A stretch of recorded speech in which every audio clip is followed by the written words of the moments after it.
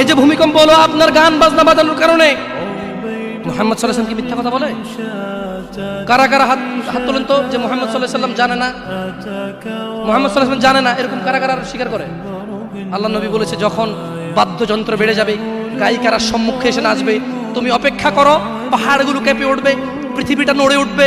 জালজালা ইযা যুলজিলাতিল আরদু জিলজালাহা, যখন পৃথিবী প্রবল কম্পনে প্রকম্পিত হবে। ওয়া খরাজাতিল আরদু আসকালাহা, যখন এই মাটি তার ভিতরে যা আছে একদম লাথি মেরে বের করে দেবে, লাশ হোক আর যাই হোক, মাটি বলবে যে বের হো, বের হো আমার থেকে, বের হো, আমি তোর আর কাউকে রাখবো না। وقال الانسان, মানুষ বলবে মালাহা মালাহা, পৃথিবীটা কি হলো, এই মাটির কি হলো, কেন সে কবরগুলো লাশগুলো বের করে দিচ্ছে, কেন সে স্বর্ণ মতি হীরা মানিক্য বের করে দিচ্ছে, মালাহা, এর কি হলো, কেন পাহাড় নড়ে উঠছে, কেন পাহাড় ভেঙে চূর্ণ বিচূর্ণ হয়ে যাচ্ছে। মানুষ বলবে মালাহা, পৃথিবীর কি হলো, বিআন্না রাব্বাকা আওহালাহা, পৃথিবী এটা করবে, বিআন্না রাব্বাক, কারণ তোমার প্রতিপালক আওহালাহা, পৃথিবীকে আদেশ করেছে।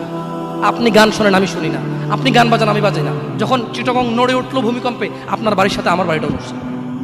বন্ধ করেন এই জুলুম আমাদের উপর, আল্লাহর দিকে তাকিয়ে বন্ধ করেন, আল্লাহর দিকে তাকিয়ে বন্ধ করেন। আপনার বাড়িটা যদি ভেঙে ফেলার ইচ্ছা হয়, বুলডোজার এনে ভেঙে ফেলেন, কেউ ধরবে? কেউ জিজ্ঞেস করবে আপনাকে? আপনি গান বাজনা শুনে এভাবে পৃথিবীতে বিপর্যয় নিয়ে আসতেছেন। ইত্তাকিল্লাহ হাক্কা তুকাতিহ, আল্লাহকে ভয় করেন যেভাবে ভয় করা উচিত।